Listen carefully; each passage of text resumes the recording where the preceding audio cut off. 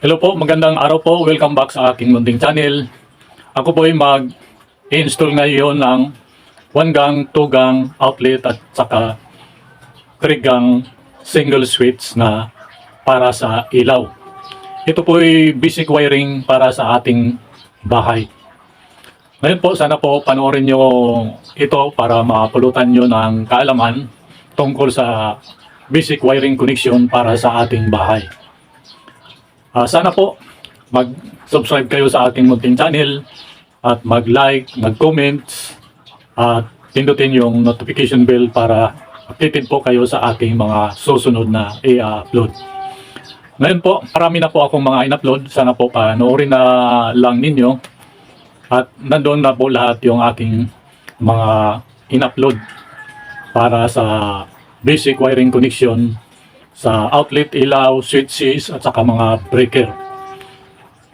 Sana po mag-comments kayo sa aking mga video para malaman ko kung ano pong obserbasyon nyo sa aking pag-i-install. Ngayon po, mag-uumpisa na po tayo para sa ating basic wiring connection para sa ating bahay. Ito po yung diagram. Ito po yung breaker natin para sa ilaw, yung line 2 at saka yung line 1. Ito po, yung line 2, diretso na yan sa bulb. Automatic po yun, diretso po yun sa ating receptacle. Ito po yung ating bulb, tatlo. At ito naman pong line 1 natin, diretso yan sa switch. Ito po, ginampiran ko na lang po yung tatlo nating switch. Galing dito sa unang single switch. Lahat po ito single switch. Kasi itong dalawang butas, connected naman po ito. May continuity po ito. Itong dalawang butas, may continuity po ito. Kaya yung line 1, ginampiran ko na lang po papunta doon sa pangalawa at pangatlo. At ito naman po yung ating pangalawang breaker para sa ating outlet. Ito po yung line 2. Pagdating dito, pinarallel ko lang po. Parallel connection to. Parehas naman dito sa ating line 1, papunta po dito, parallel connection lang po, binigtil ko lang po dito sa unang 1 gang convenience outlet natin. At pagdating naman dito sa ating 2 gang convenience outlet, ginampiran ko po siya, ay jumper po, kasi itong dalawang ito, na butas ay may continuity po, yan. Itong magkarap, yan po ang walang continuity. Yan, pinarallel ko lang po pati yung line 2 at saka yung line 1. At may jumper na po siya, yung line 1 saka line 2 para masuplayan yung pangalawang convenience outlet natin. Yan po ang ating diagram para sa ating 3 bulbs, 3 single switch at saka 1 gang, 2 gang outlet. Ngayon po, ito po yung line side natin. Nilagyan ko na po ng wire para mapadali lang tayo galing dito sa line side papunta dito. At ito na po yung line 2 at saka yung line 1. Ngayon po maglalagay tayo ng receptacle. At dito po sa receptacle yung pag line to neutral yung service provider ninyo, yung neutral dito po sa gilid, yung return dito sa gitna. Pag line to line naman po ang service provider ninyo, yung line 1 dito po sa gilid, yung line 2 dito sa gitna. Ito po, nilagyan ko na po ng wire para mapadali lang tayo. Ngayon, ilalagay ko na po. Ito pong return, diretso na po ito sa switch. Yung return po, diretso na po yan sa switch. Ngayon po, unahin natin yung line 2 muna para masundan nyo step by step yung ating pagwa-wiring connection. Ito po, itong tatlong ito yung galing sa bukilya, tapos line 2 at saka yung home run natin. Magsasama-samahin lang natin itong tatlo para magkaroon na po siya ng supply.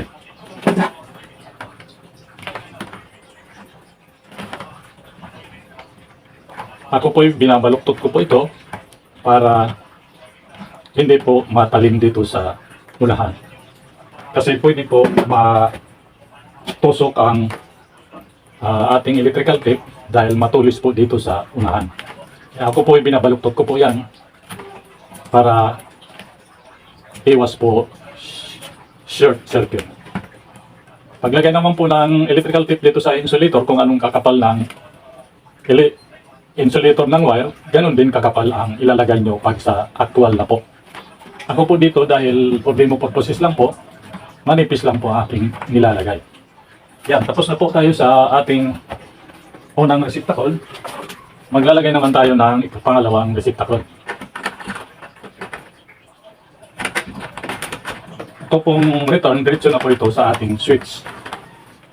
Single switch. Ngayon po, maglalagay ako ng home run para ma-supplyan yung ating pangatlong receptacle. Itong tatlong ito, pag samasamahin lang natin para magkaroon na rin sila ng supply.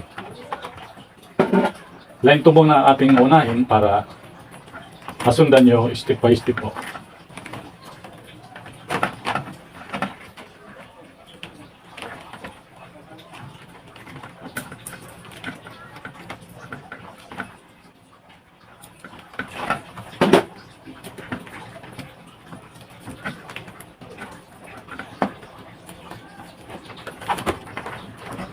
Yan, tapos na tayo sa pangalawang bukilya.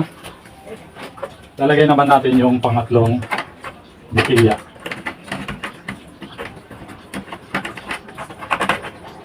Yung return po, diretso na po yan sa ating switch. Single switch. Ngayon, itong dalawang ito, kukunik lang natin.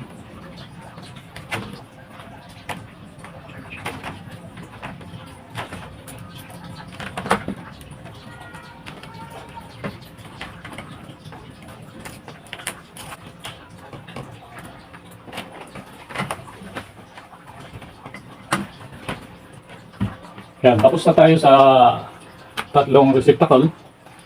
Ngayon, ipifix lang natin ito para maganda naman tingnan. Para hindi makasagabal dyan sa ating pag-wiring. Ipifix lang natin itong mga receptacle para hindi makasagabal na dito sa ating pag-wiring. Bago tayo mag-umpisa dito sa line 1.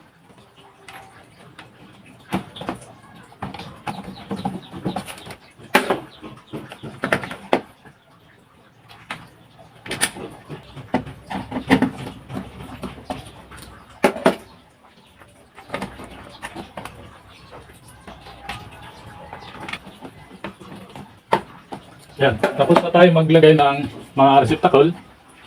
Ngayon, bago tayo mag-proceed dito sa line 1, ito pa lang para sa ating ilaw dito sa breaker. Yung wire na ginagamit dito ay number 14, AWG 2.0 mm². At dito naman para sa outlet, yung wire na ginagamit dito ay number 12, AWG 3.5 mm². Yan po ang wire na ginagamit dyan. Ngayon, dito naman po tayo sa line 1. Maglalagay ako ng wire para sa ating line 1 papunta sa ating single switch. At maglalagay ako ng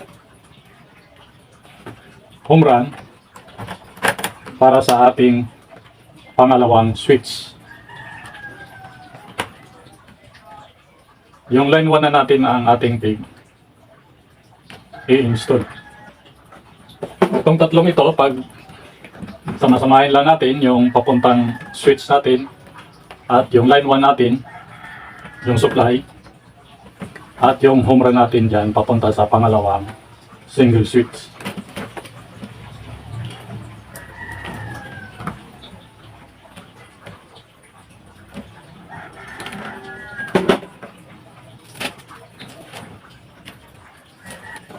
Tulad ng dati, kung anong kakapal ng insulator ng wire, ganoon din kakapal lang ilalagay nyo ng electrical tape pag sa actual na. Ako po, for demo purposes lang po, manipis lang po ang aking inilalagay para sa ating demo purposes lang po. Ngayon po, tapos na tayo sa ating line 1, papunta dito sa unang single switch natin. Mayroon na po siyang supply. Ngayon, dito naman po tayo sa pangalawang single switch natin. Maglalagay ako ng isang wire para masuplayan na po yung pangatlong shifter. Maglalagay din ako ng isang wire papuntang switch para sa ating line 1 para masuplayan na po siya. Itong tatlong ito, pagsama-samahan lang natin.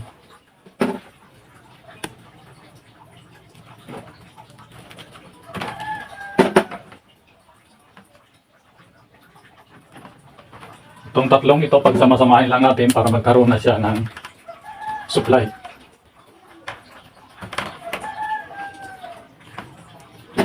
Ito na po yung jumper natin, yung galing dito. Ito na po yan. Tapos yung ito, yung home run, ito na po ating nilagay na jumper. Ito na po yung ating home run para sa ating line 1.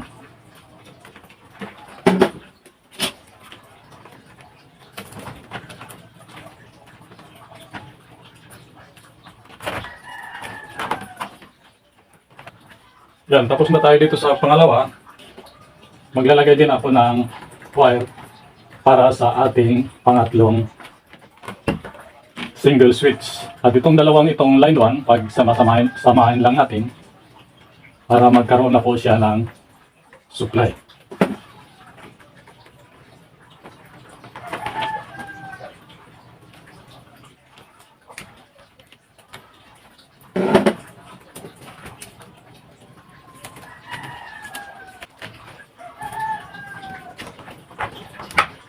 Yan, tapos na po tayo.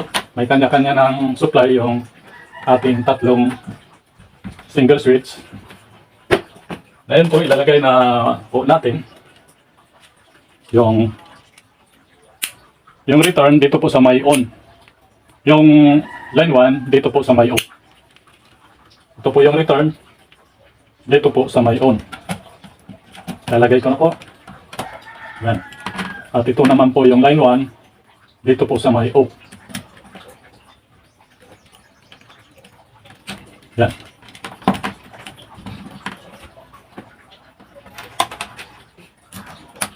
Tinuturo ko po dito step by step para masundan po ninyo.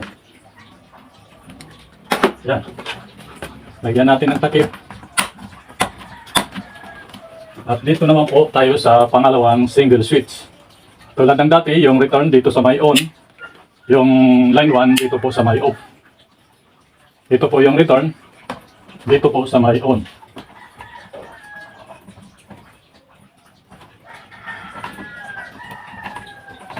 Yan.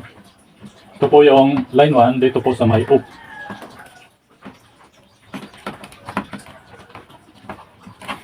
Yan. Basta po tayo, lalagay ko lang po. Pantay lang po. Yan. Lagyan natin ng takip. Yan. Dito naman po tayo sa pangatlong single switch. Parehas lang naman yung off dito sa off, yung line 1 at yung return dito sa may on. Ito po yung return, dito po natin ilagay sa may on.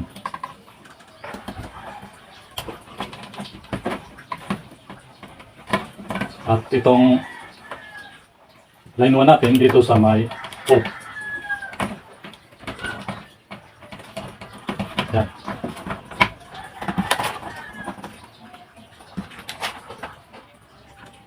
Sana po tapusin nyo ang demonstration na ito para sundan nyo yung ating pag-wiring step by step. Yan. Tapos na tayo sa tatlong trigger switch. Dito naman po tayo sa ating outlet. Dito po sa convenience outlet. Ngayon po, maglalagay ako dito ng dalawang wire para sa ating line 1 at saka line 2. Itatap ko lang po dito para magkaroon na po ng supply yung ating unang convenience outlet. Tatap ko lang po dito, parallel. Ito po, dito. Naka-parallel lang po siya. Yan. Tapos ikitan lang po.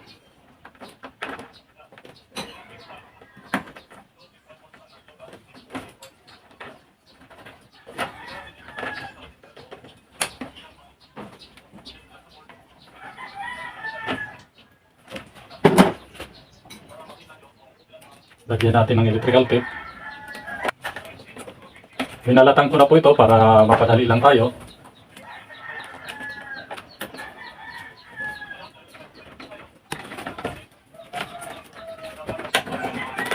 Yan, tapos na tayo sa line 2. Dito naman po sa line 1, maglalagay din ako ng isang wire para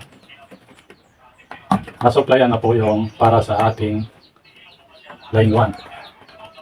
Tulad ng dati, tatap ko lang po dito para magkaroon na po ng supply yung ating 1 gang outlet. Yan, ipitan lang po pag splice.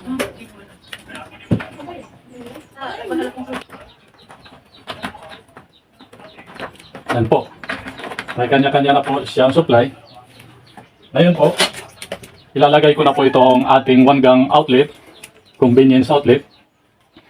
May nakalagay naman ito yung L, ibig sabihin live, at letter N, ibig sabihin neutral. Kaya yung line 1 natin, dito natin ilalagay sa letter L. Ito pong itim, dito po natin ilagay sa may letter N.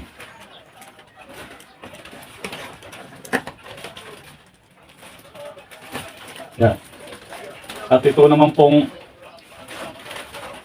line 2 natin, dito naman sa may nakalagay na letter N.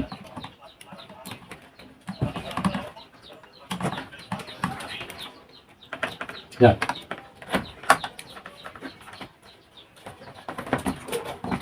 May supply na po. At lalagay muna natin. Ito po yung pangalawa nating breaker. Yung line 1. Diretso dito hanggang doon sa tugang outlet natin. Yung line 2 dito. Diretso din hanggang doon sa tugang outlet natin. Yan. Tapos na tayo sa unang outlet. Dito naman tayo sa pangalawang ating tugang outlet. Ito po, kung paano malaman na kung saan yung live o line 1 at saka yung line 2. Ito po, kung mapapansin nyo, maliit lang ang butas nito. Dito po natin ilalagay yung ating line 1. Yung mahaba po ang butas, dito po natin ilalagay yung line 2. Yan po ang kung paano malaman yung saan yung live o di kaya line 1 at saka yung neutral o di kaya line 2. Itong mahaba sa line 2 at itong maiksi ang butas sa line 1 o di kaya live. Ngayon po, nilagyan ko na po dito sa kabila ng jumper. Ito po, dito magja-jumper tayo. Well, tugang outlet ito para ma-supplyan na po yung pangalawang outlet natin. Ngayon po, ilalagay ko na po. Nilagay ko na po dito sa kabila para mapadali lang tayo. Yan. Pag matigas, gamitan ng pliers.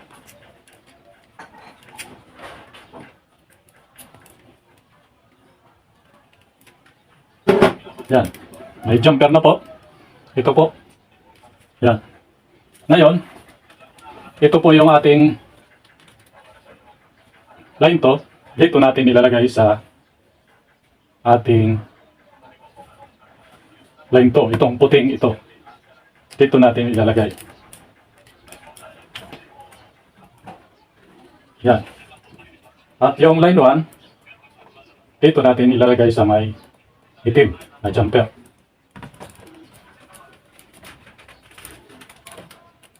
Yan. Yan. Tapos na tayo sa ating tugang outlet. Yan. Tulad ng dati, kailangan natin i-circuit test bago natin i-terminate dito sa ating breaker. Para malaman natin kung okay ba yung ating wiring connection. Ngayon po, isi-set lang natin sa times 10 o di kaya times 1.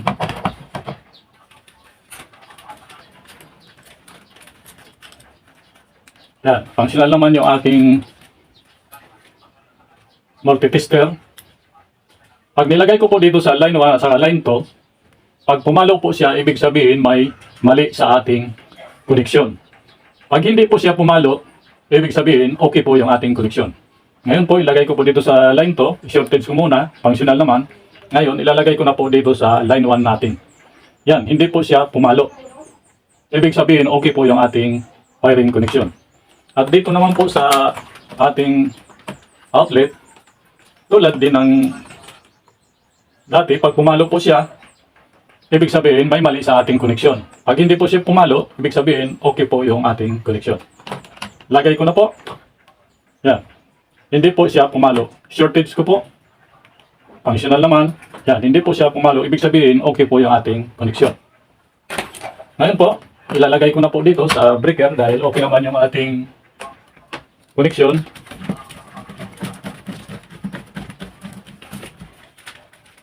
Yan, pitan lang po. At ito naman pong line 1, lalagay ko na po. Ito yung para sa ating ilaw. 16 ampere.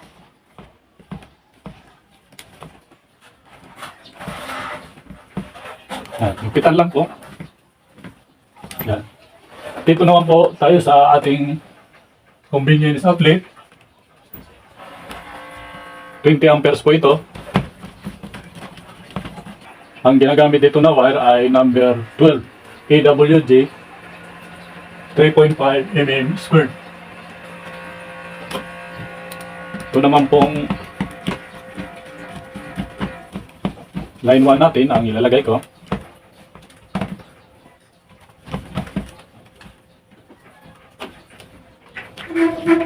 Higpitan lang po. Galaw-galawin.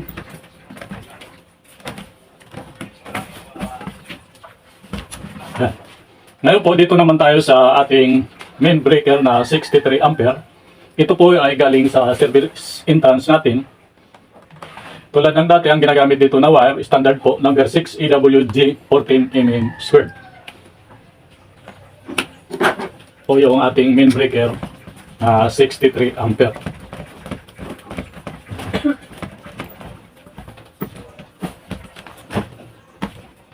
Higpitan lang po. Parehas lang naman ang ginagamit dito na wire. Para sa ating 63 ampere na breaker, ang wire na ginagamit dito ay number 6 AWG 14 mm squared. Nalagay ko na po. Higpit lang. Yan.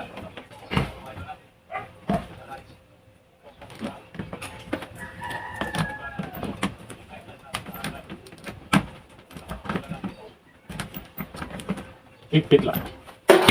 Ayan po, yung bus bar naman natin ang ilalagay natin. Ito po yung sa 2-pole na breaker. Kasi 2-pole na breaker po ito. Itong bus bar na ito ay 2-pole para sa breaker natin na 2-pole. Pag nag-terminate kayo dito, dapat palagi pong naka-off itong breaker natin. Para safety first tayo. Lalagay ko na po.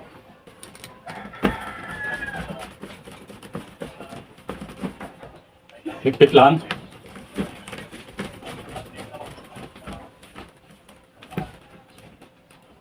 Yeah.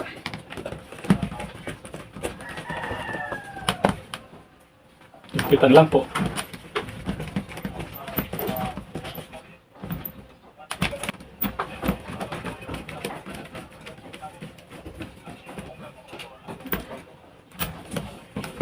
Yan, higpit lang po. Yan, higpit na siya.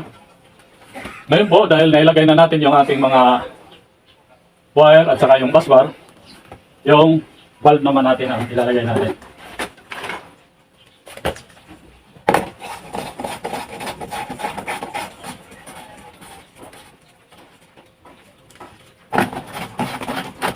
Sana po i-screenshot nyo yung diagram natin para mapag-aralan ninyo yung ating diagram para sa basic wiring connection para sa ating bahay.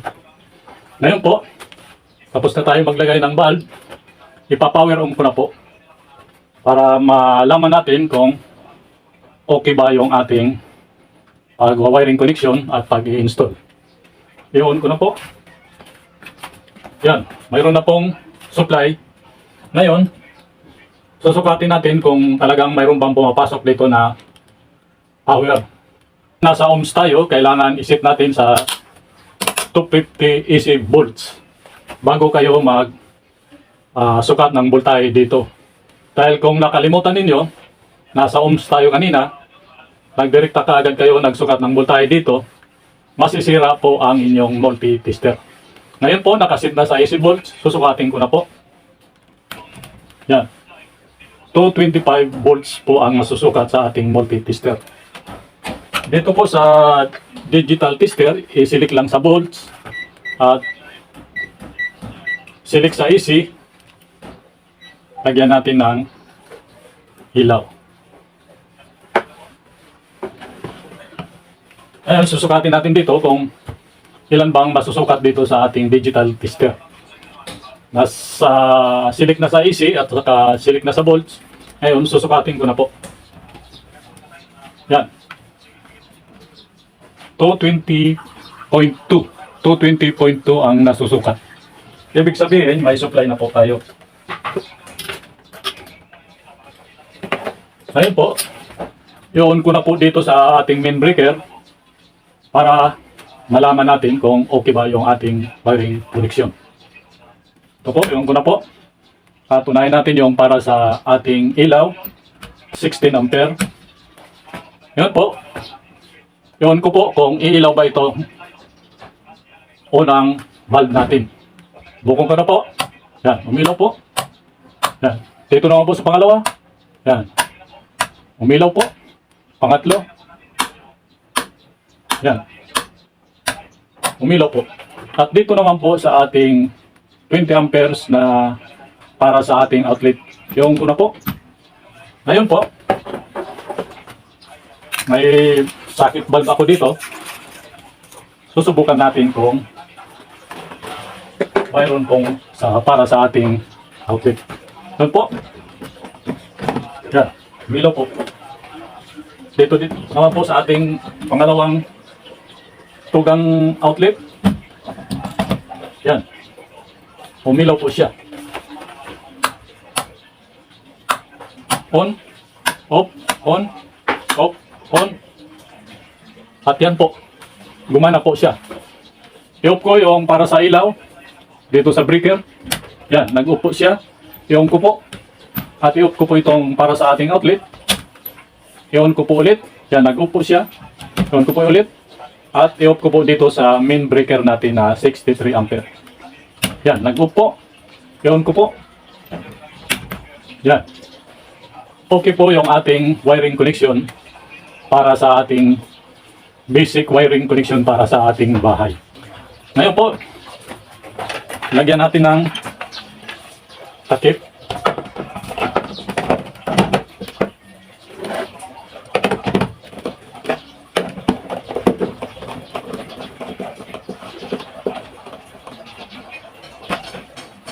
Yan. Ulitin natin. Off, off, off, on, on, on. Ngayon, i-off na natin dito sa breaker. Yan. Sa outlet. I-on ko po. At i-on ko po yung sa ilaw. I-off po natin dito sa main breaker. Yan. Tapos na po tayo. Maraming salamat sa panunood. Sana po tinapos nyo ang tutorial na ito para makuha nyo ng kaalaman o di kaya idea para sa ating basic wiring connection para sa ating bahay, sa ilaw at saka outlet. Sana po mag-subscribe kayo sa aking munting channel at mag-comments, mag-like at pindutin yung notification bell para updated po kayo sa aking mga susunod na i-upload. Marami na po akong mga in-upload. Sana po panoorin na lang po ninyo at marami po kayong makukuha ang idea tungkol sa basic electrical wiring connection para sa ating bahay. Maraming salamat po. Sana po pagpalain tayo ng may kapal. At inuulit ko po, sana po mag-subscribe po kayo sa ating munting channel at mag-like, mag-comment, pindutin ang yung notification bell. Maraming salamat po. Sana po pagpalain tayo ng may kapal. Thank you.